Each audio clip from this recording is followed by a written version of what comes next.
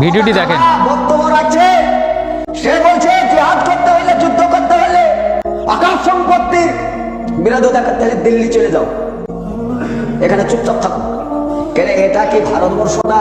পশ্চিম বাংলাটা কি দেশের আওতায় পড়ে না? ভারতের অংশের মধ্যে পড়ে না?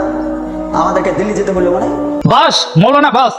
এবার আমি একটু বলি, আমাদের মুসলমান জাতদেরকে বলি, তোমরা যাকে আজ সাপোর্ট করছো, সে ওয়াকাফ বিলের সময় বলেছিল যে এখানে আন্দোলন নয়, দিল্লিতে গিয়ে গুলাগুলি করুন, গুলাগুলি করুন, দিল্লিতে আন্দোলন নয়, গুলাগুলি করুন।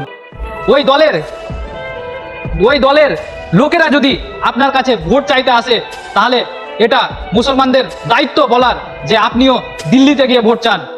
আমাদের মুসলমান জাত হয়তো বলতে পারবে না, আমি জানি তারা টাকার কাছে হেরে যায়।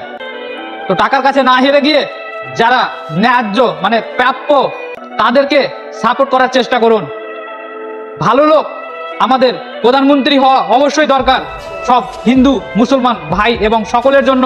তো হিন্দু ভাই মুসলমান ভাইদেরকে বলি যে টাকা বাদ দিয়ে একটু ভালো লোকের সাপোর্ট করার চেষ্টা করুন, ইমানটাকে বেঁচে দিয়েন না।